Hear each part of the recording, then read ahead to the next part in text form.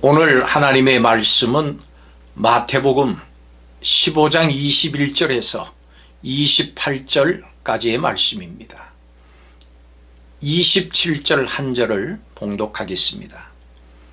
여자가 이르되 주여 올소이다마는 개들도 제 주인의 상에서 떨어지는 부스러기를 먹나이다. 철학자 키에로케고르는 절망은 죽음에 이르는 병이라고 했습니다.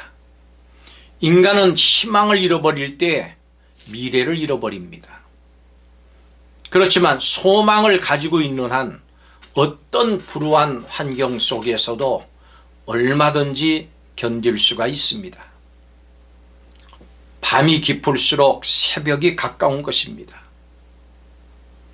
모든 것이 사라졌다고 하더라도 소망을 가지고 있는 한 여전히 끝은 아닙니다. 유대인들과의 갈등이 점점 깊어지자 예수님께서는 이방인의 땅인 두로와 시돈으로 가셨습니다. 지금까지의 예수님은 이스라엘 백성을 위해서 말씀을 전하시고 기적을 베푸셨습니다. 그런데 유대인들이 계속 강팍한 태도로 거부했습니다. 그러자 예수님께서는 버림받고 저주받은 이방인들에게로 전도의 방향을 바꾸셨습니다. 자신들만이 하나님의 백성이다. 하나님께서 자신들만을 선택했다. 이 선민 사상에 빠진 이스라엘은 구원을 자신들만의 것으로 착각했습니다. 그렇지만 예수님은 구원받아야 할 하나님의 백성이 복음을 거절했을 때 이방인에게로 눈을 돌리셨습니다. 하나님의 구원의 계획은 결코 한 민족, 한 도시, 한 교회에 머물지 않습니다. 만약 복음 전도의 사명을 받은 사람들이 제 역할을 감당하지 못하면 하나님께서 과감하게 푯대를 다른 곳으로 옮기십니다.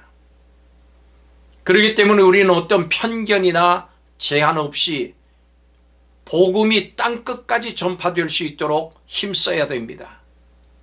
하나님께서는 이 일을 위해서 누구라도 사용하실 수 있습니다.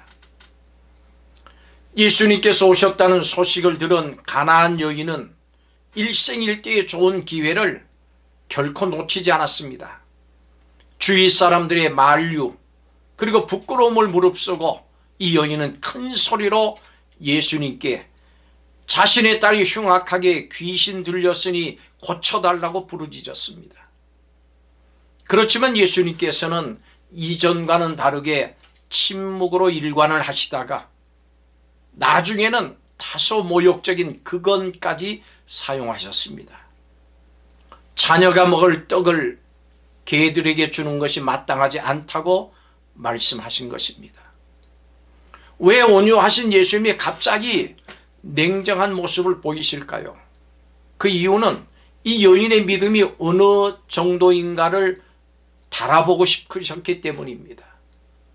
예수님께서는 단지 딸을 고쳐주는 데서 끝나지 않고 이 여인의 믿음을 단련하고 강화해서 복음의 사용자로 사용하기를 원하셨습니다.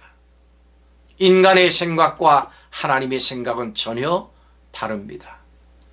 우리는 하나님의 때를 기다리면서 조급하게 서두르지 않을 때 비로소 최선의 결과를 얻을 수 있습니다. 자녀의 떡을 취해서 개들에게 주는 것이 마땅하지 않다는 이 예수님의 대답을 들은 가나안 여인은 분개하지 않았습니다. 욕하지도 않았습니다.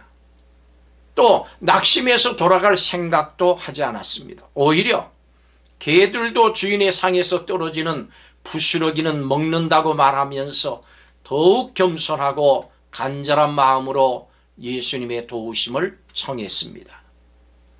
예수님은 모든 수치와 부끄러움, 모욕과 굴욕을 참고 은혜를 간절하게 구하는 이 여인의 믿음을 높이 평가하셨습니다. 그리고 딸을 고쳐주셨습니다.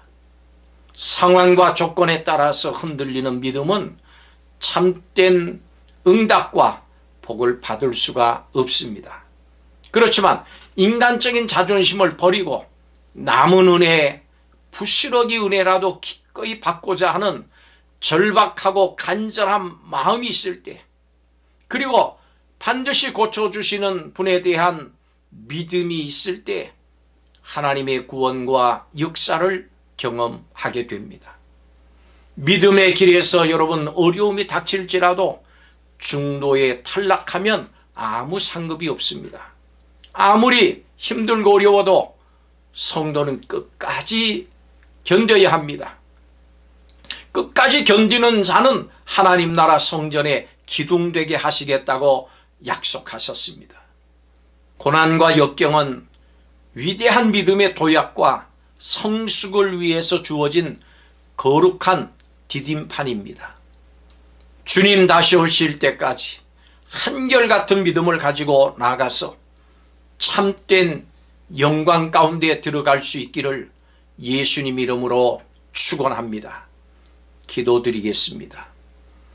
어떤 어려움 속에서도 힘든 일들 속에서도 끝까지 믿음을 잘 지켜나가는 성도들이 되게 하여 주옵소서.